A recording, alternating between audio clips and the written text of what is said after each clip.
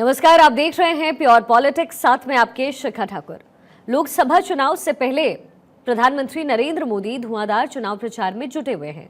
PM एक दिन में 2 से 3 राज्यों के अलग अलग शहरों में जाकर के चुनावी रैलियों और जनसभाओं को संबोधित कर रहे हैं। इसी बीच प्रधानमंत्री मोदी ने हिंदुस्तान को दिए एक इंटरव्यू में कहा कि भ्रष्टाचारियों के खिलाफ जांच एजेंसियों का एक्शन जारी है और ये कार्रवाई अब नहीं रुकने वाली। प्रधानमंत्री मोदी ने आगे कहा कि भ्रष्टाचार दूर करने के साथ साथ जनता की भलाई के लिए किए जाने वाले कामों में भी कोताही नहीं बरती जा सकती। प्रधानमंत्री ने कहा कि 2014 में जब बीजेपी सत्ता में आई तो कई स्तरों पर भ्रष्टाचार के खिलाफ लड़ाई की शुरुआत हुई। उन्होंने कहा कि हमने 10 करोड़ से ज्यादा ऐसे फर्जी लाभार्थियों को कागजों से निकाल करके बाहर फेंक दिया, जिसके कारण 3.25 लाख करोड़ रुपए गलत हाथों में जाने से बच गए। ईडी के एक्शन पर बयान देते हुए पीएम ने कहा कि ईडी ने 2014 से पहले तक केवल 5,000 करोड़ रुपए की प्रॉपर्टी अटैच की, लेकिन 2014 के बाद पिछले 10 सालों में ही ईडी ने 1 लाख करोड़ रुपए की प्रॉपर्टी अटैच कर ली। 2014 से पहले ईडी ने महज 34 लाख रुपए ही जब्त किए, लेकिन इस सरकार में यह आंकड़ा 2200 करोड़ रुपए तक पहुंच गया। पीएम से जब पूछा गया कि इस चुनाव में उत्साह या फिर कोई लहर आखिर क्यों नजर नहीं आ रही है, इस सवाल पर विपक्ष का निशाना साधते हुए पीएम मोदी ने कहा कि विपक्ष भी ये मान चुका है कि एनडीए की ही सरकार आएगी। पीएम ने आज हमारा भारत दुनिया की 5वीं सबसे बड़ी इकोनॉमी बन गया है ये कहा। 500 साल के इंतजार के बाद अयोध्या में भगवान श्री राम के भव्य मंदिर का शुभारंभ हुआ। कश्मीर से आर्टिकल 370 की बेड़ियों को आजाद किया गया। ये तमाम बातें यहां जनसभा को संबोधित करते हुए प्रधानमंत्री मोदी ने कही है। और देखिए, ये जो चुनावी सभाएं इस वक्त हो रही है, जाहिर है बीजेपी अपने 10 साल में किए गए कामों को लेकर के जनता को साधने की कोशिश कर रही है, विपक्ष पर जमकर बरस रही है। न केवल प्रधानमंत्री मोदी बल्कि गृह मंत्री अमित शाह और जो स्टार प्रचारक बीजेपी के हैं वो भी विपक्ष को आड़े हाथों लेते हुए नजर आ रहे हैं। क्या कुछ बड़ी बातें हैं वो भी आपको हम यहाँ दिखा रहे हैं। और उन्होंने कहा कि हक छीनने वालों पर कार्रवाई हम नहीं रोकने वाले हैं। हमारी सरकार लगातार कार्रवाई करती रही है और 10 साल में ईडी ने 1 लाख करोड़ की संपत्ति को अटैच किया है। इन तमाम बातों का जिक्र प्रधानमंत्री मोदी द्वारा किया गया।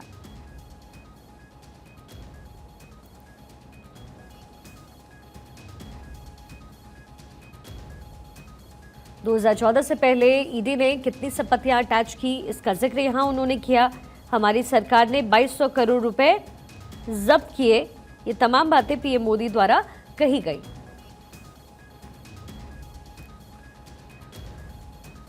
तो ईडी के शिकंजे से लेकर के जो भ्रष्टाचारियों के का जो भ्रष्टाचार है, इन तमाम बातों का जिक्र प्रधानमंत्री मोदी ने यहां अपने संबोधन में किया।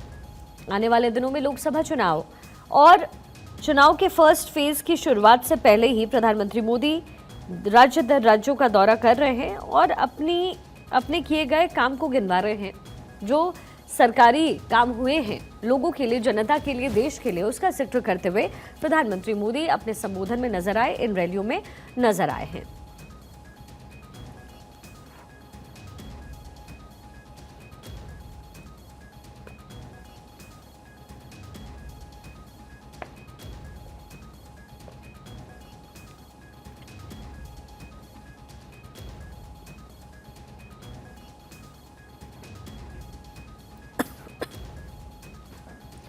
तो प्रधानमंत्री मोदी ने जो इंटरव्यू में जो बातें कही हैं उसका जिक्र हम कर रहे हैं। विपक्ष के नेता प्रचार में जाने से बच रहे हैं। विपक्ष उत्साहहीन है इस वक्त। विपक्ष भी मान रहा है कि एनडीए की ही सरकार आएगी और 400 पार आएगी। इसके साथ ही भ्रष्टाचारियों पर भी निशाना साधते हुए, विपक्ष के नेताओं पर भी निशाना साधते हुए प्रधानमंत्री मोदी अपने संबोधन में नजर आए। पीएम मोदी ने कहा कि हमारा संकल्प है 2047 तक विकसित भारत बनाने का। इकोनॉमी का भी जिक्र लगातार पीएम इन मंच से करते हैं और कहते हैं कि हम तीसरे पायदान पर बहुत जल्द पहुंच जाएंगे और इसलिए सरकार एक बार फिर से रिपीट होनी चाहिए, एक बार फिर से मोदी सरकार बननी चाहिए। ये तमाम बातें प्रधानमंत्री मोदी द्वारा उनके संबोधन में कहा जा रहा है और इंटरव्यू की जो बड़ी बातें हैं वो हम आपको यहाँ पर दिखा रहे हैं।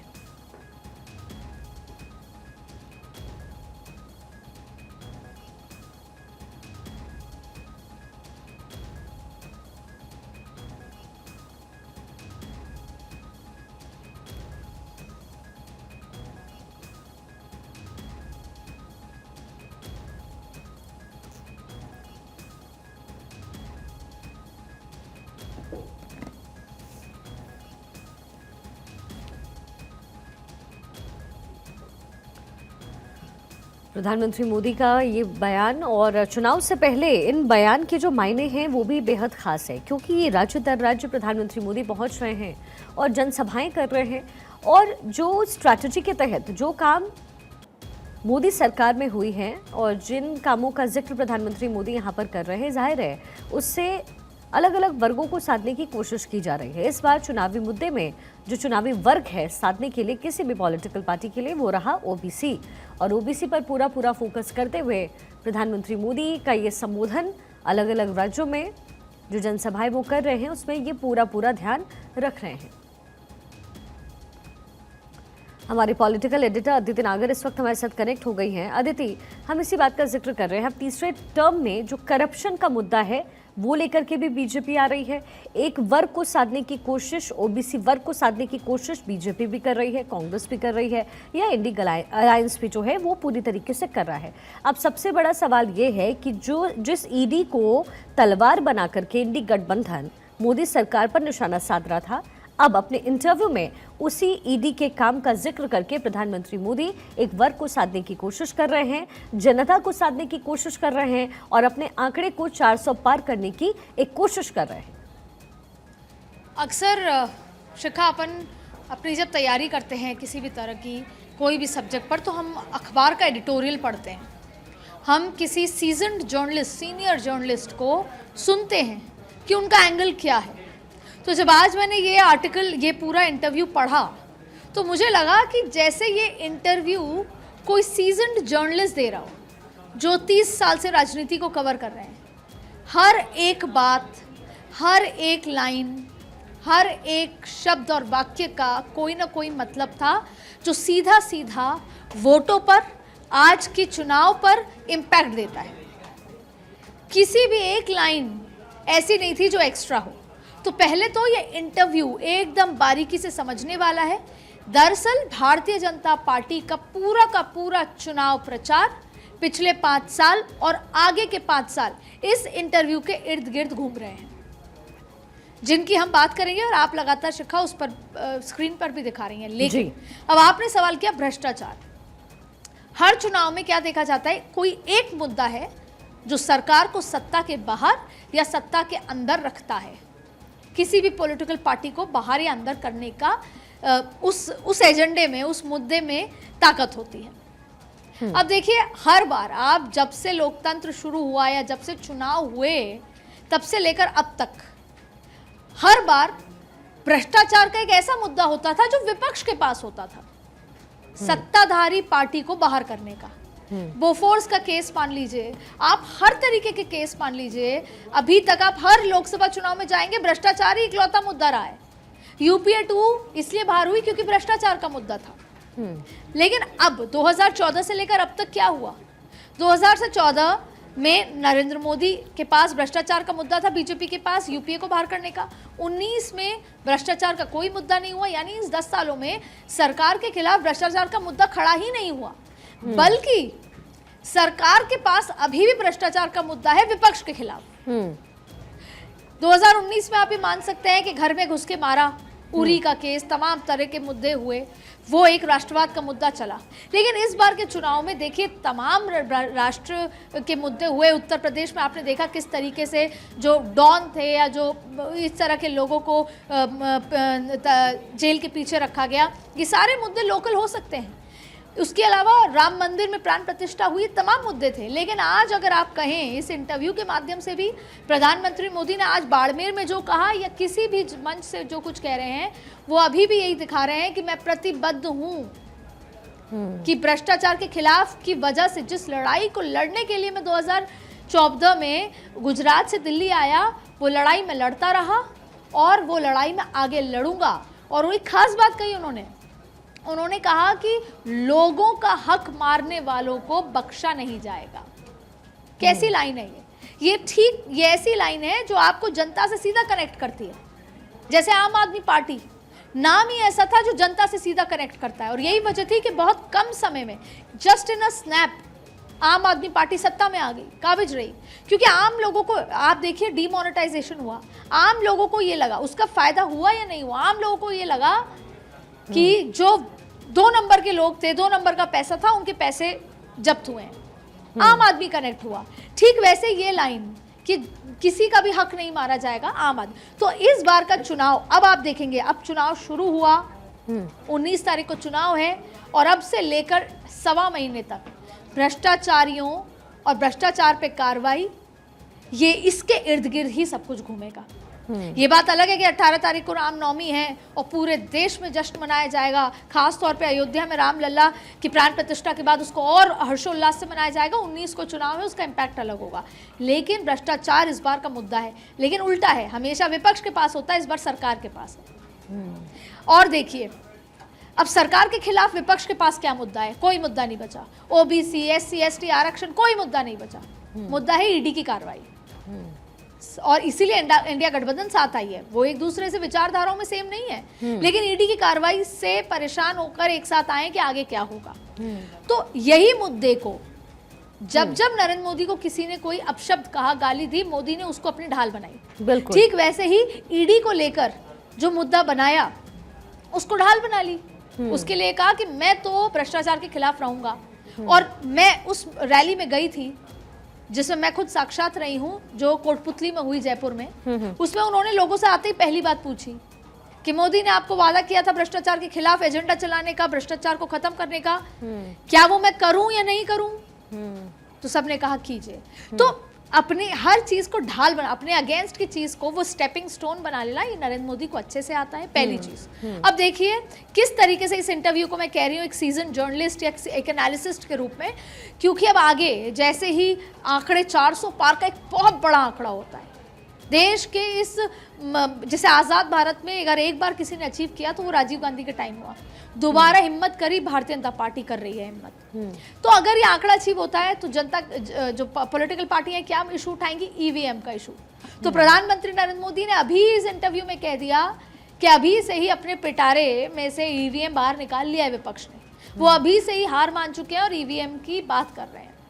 तो आगे क्या मुद्दे आएंगे उस पर भी इस इंटरव्यू में जवाब है, और क्या मुद्दे रह चुके हैं उस पर इंटरव्यू में जवाब है। यही वजह है कि शिखा मैं ये बार बार कह रही हूँ कि पिछले 5 साल और अभी वर्तमान और उसके बाद अगले 5 साल को देखकर, सोचकर, समझकर ये इंटरव्यू में आपको सारी बातें नजर आएंगी। लेकिन अदिति, सबसे बड़ी बात यहाँ ये है कि प्रधानमंत्री मोदी भले ही इस मुद्दे को चुनावी ढाल के रूप में यहाँ पर इस्तेमाल कर रहे हैं, लेकिन ऐसा भी नहीं है कि इंडी गठबंधन बहुत कमज़ोर और अलग थलग पड़ने की कोशिश कर रही है। और सबसे बड़ी बात यह है कि मायावती के रोल को अगर आप उत्तर प्रदेश में देख लें, असदुद्दीन ओवैसी के रोल को अगर आप उत्तर प्रदेश में देख लें, और इसके साथ ही उत्तर प्रदेश के साथ साथ बिहार को भी अगर आप देख लें और महाराष्ट्र की राजनीति को भी, तो एक बात समझ में आती है कि इंडी गठबंधन भले ही सीट शेयरिंग के फॉर्मूले पर भटक गया हो एक दूसरे से, लेकिन ऐसा नहीं है कि बड़ी कमजोरी के साथ इंडी गठबंधन आगे बढ़ रहा है। एकजुट होने की कम से कम कोशिश तो कर रहे हैं। ये जो जितने भी दल हैं वो संगठित होने की कोशिश कर रहे हैं। अब ईडी के मुद्दे पर अगर प्रधानमंत्री मोदी इस मुद्दे को ढाल बना रहे हैं तो ये कामयाब कितना होगा? देखिए, 2 चीजें हैं। जहां एक तरफ कांग्रेस और जितने भी इंडिया गठबंधन के जो घटक दल हैं वो एक दूसरे की ताकत हैं। खास तौर पे कांग्रेस के लिए सारे घटक दल ताकत हैं और सारे घटक दलों के लिए कांग्रेस यानी एक दूसरे की ताकत है। लेकिन बीजेपी में अलग बात है। बीजेपी भले ही एनडीए के साथ 400 पार का आंकड़ा कर रही है, लेकिन एनडीए के सारे घटक दल बीजेपी पे डिपेंडेंट है मेजरली। उनको पता है हमारा भविष्य सिक्योर है, उनको पता है कि अभी बीजेपी बहुत दूर तक जाएगी, इसलिए इनके साथ रहें। आप देखिए कई ऐसे दल जो छूट गए थे, टीडीपी को देखिए, चंद्रबाबू नायडू, सब वापस आ रहे हैं अपने भविष्य को सिक्योर करने। आधे ज़्यादा नेता छोड़ के इसलिए एनडीए के साथ आ रहे हैं, बीजेपी के साथ भविष्य को देखने। तो ये तो एक अलग मुद्दा है। लेकिन इंडिया गठबंधन में अगर आप सीट शेयरिंग का जिक्र करेंगे, भले ही माथापच्ची हुई, जाहिर तौर पे इतना बड़ा परिवार है तो माथापच्ची होनी थी, लेकिन अभी भी कांग्रेस बड़े भाई की भूमिका में रहा। और अभी भी जहां पर उसको लगा कि मैं तीसरे चौथे नंबर पर हूं, उसने जो दूसरे दलों को दे दी अपनी सीटें स्ट्राइक रेट बढ़ाने के लिए। तो सब लोग एक दूसरे की ताकत केवल इसलिए ही बन रहे हैं कि आप एक दूसरे के साथ रहेंगे और भारतीय जनता पार्टी के नंबर को कम करा पाएं। लेकिन अब ईडी का मुद्दा है। देखिए, ये बात तय है कि नरेंद्र मोदी और भारतीय जनता पार्टी समझ गई है कि इंडिया गठबंधन के पास 2 चीज़ें हैं। एक है जातियों पर वोट की राजनीति। उसको कई हद तक बीजेपी ने धराशायी करने की कोशिश की। एक्स सीएम, प्रदेश अध्यक्ष, प्रभारी, उप डिप्टी सीएम बनाकर सोशल इंजीनियरिंग बैलेंस। फिर भी जो इंडिया गठबंधन इस बात पे आश्वस्त है कि अलग अलग जगहों पर, अलग अलग राज्यों में हम अपने जाति के वोट को ले पाएंगे। तो बीजेपी के लिए बस एक ये चुनौती है। दूसरी चुनौती क्या है? ईडी पर लगातार जिस तरीके से ईडी पर अटैक किया जाता है कि ये सरकार के इशारे पे काम कर रही है। यही दो चीजें अभी इंडिया गठबंधन के पास हैं, इसी के सहारे वो पूरा चुनाव निकालेंगे। और उसी मिथ को तोड़ने के लिए हर एक मंच पे हर बार नरेंद्र मोदी उसको अटैक करते हैं।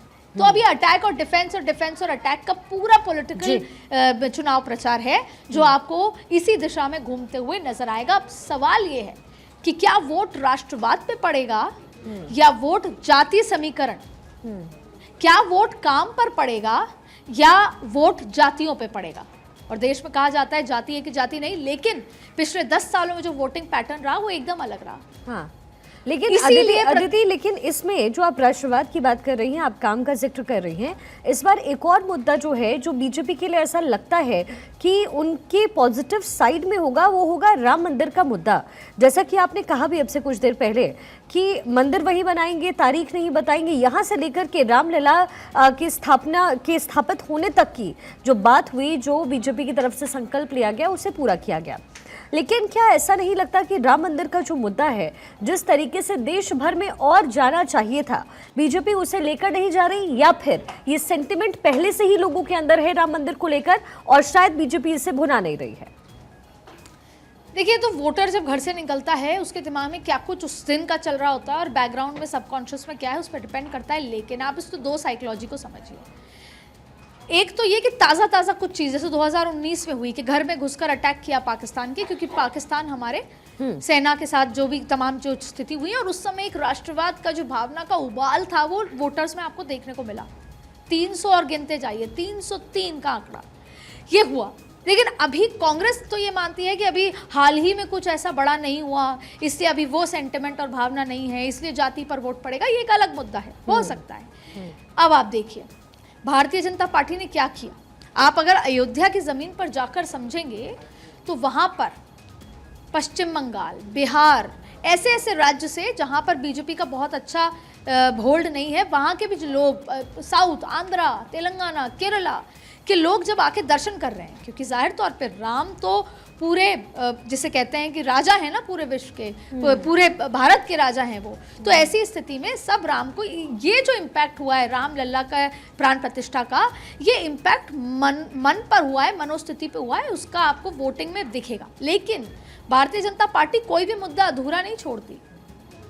आप 18 तारीख को जिस तरीके से पूरी भारतीय जनता पार्टी एड़ी चोटी के जोर के साथ जो राम नवमी आ रही है, जिसको राम जन्म की तिथि मानी जाती है, उसका जो जश्न होगा वो एक बार ब्रशअप होगा।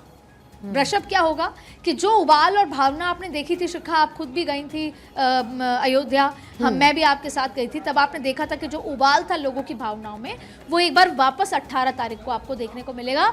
भले ही उसकी अभी बात नहीं हो रही है, लेकिन पिछले 6 महीने से गांव-गांव, मंडल स्तर, जिले स्तर, घर घर में जो राम का जन्मदिन जो मनाया जाएगा, जन्मोत्सव जो मनाया जाएगा, वो देखने लायक होगा। यानी एक बार फिर लोगों को ये बताया जाएगा कि राम लल्ला को हम लाए, तारीख भी बताई, प्राण प्रतिष्ठा भी की, और अब प्राण प्रतिष्ठा के बाद का पहला जन्मदिन कैसा हो। लेकिन वही इसीलिए मैंने सवाल आपसे पूछा दीदी कि या तो बीजेपी के दिल में और जहन में ये बात बहुत क्लियर है कि राम मंदिर का सेंटिमेंट पूरे देश भर में है, तो इसे बार बार उसे प्लेटफॉर्म पे रखने की जरूरत नहीं है। जरूरत क्या है? भ्रष्टाचार का मुद्दा जो पिछले चुनाव में एक चुनावी मुद्दा था बीजेपी के लिए, जिसे बीजेपी पटल पर रख रही थी। हो सकता है कि राम मंदिर का मुद्दा ऑलरेडी लोगों के दिमाग में है, ये बात बीजेपी समझती है कि ये राष्ट्रवाद से नहीं, ये सेंटिमेंट है जो सनातन का सेंटिमेंट है, और लोग उससे कनेक्ट हो रहे हैं। क्योंकि आपने और हमने देखा कि जब राम मंदिर में रामलला की प्राण प्रतिष्ठा हो रही थी, उस समय देश भर का सेंटिमेंट क्या था। तो या तो बीजेपी ये समझ रही है कि उससे तो समर्थन हासिल है ही, लेकिन चूंकि भ्रष्टाचार और चूंकि केजरीवाल अभी गिरफ्तार हुए हैं, वो अभी अंदर हैं, कस्टडी में रहे लगातार वो, तो इस मुद्दे को भुनाने से शायद जो प्रॉफिट है, जो आंकड़ा है बीजेपी के लिए, वो 400 प्लस का पूरा हो जाएगा। आपने बहुत अच्छा सवाल किया शिखा। ये देखिए, बीजेपी स्ट्रैटेजी पार्टी है, स्ट्रैटेजिस्ट है। एक तरफ तो वोटर को जाति में नहीं बांटा, पब्लिक के सामने कैसे बांटा, युवा, यूथ, फिर बात होती किसान की, अलग अलग तरीके से बांटा है ना। युवा अपन कहते हैं कि महिला, किसान, ये वो, ठीक वैसे ही on papers Bharatiya Janata party ने वोटर को एज में बांटा हुआ है। देखिए, अगर 50 प्लस की बात करें तो उसके लिए राम मंदिर का सेंटिमेंट बहुत ज्यादा इंपॉर्टेंट है, क्योंकि उसने वो दौर देखा है जब कार सेवकों की किस तरह से हत्या हुई, किस तरह का माहौल था, डर था, उस 1990-92 का वो समय देखा उन लोगों ने। तो आज जब राम मंदिर की प्राण प्रतिष्ठा हुई तो वो वैल्यू करते हैं, क्योंकि उन्होंने वो हिंसा देखी है, वो डर देखा है, वो कर्फ्यू का समय देखा है, सरकारें गिरती हुई देखी हैं, वो रैलियां देखी हैं। इसलिए अगर उनका वोट पड़ेगा तो वो एक बात अलग है, उनके वो पटल पर, मानक पटल पर वो बहुत इंपॉर्टेंट है राम मंदिर। लेकिन अब आप 50 से नीचे आएंगे, युवा कैटेगरी, उनके लिए क्या है, इंफ्रास्ट्रक्चर इंपॉर्टेंट है, उनके लिए क्या है, एजुकेशन इंपॉर्टेंट है, उनके लिए क्या है, क्राइम कम होना इंपॉर्टेंट है। तो अगर सिर्फ राम राम राम मंदिर पर बात बार बार की जाएगी तो जो वो वोटर है जो 40 से नीचे वाला है, वो कहीं ना कहीं बीजेपी से छिटक सकता है, सोच के कि तो सिर्फ धर्म की या सनातन की बात कर रहे हैं। क्योंकि जो एक नया वोटर है, जो नई विचारधारा का वोटर है, वो बात करना चाहता है स्टार्टअप्स की, वो बात करना चाहता है आईटी की, चांद पे जाने की, वो बात अलग मुद्दों पे करना है। तो बहुत बखूबी तरीके से भारतीय जनता पार्टी ने अपनी स्ट्रैटेजी में मुद्दे एज वाइज कर रखे हैं कि किसको किस मुद्दे से, तो किसी एक मुद्दे, अब भ्रष्टाचार का मुद्दा सबको पता है, आज के युवा को भी चाहिए कि भ्रष्टाचार ना हो, हम रेज्यूमे लेके जाएं और बिना भ्रष्टाचार के, बिना किसी रेफरेंस के हमारी नौकरी लगे।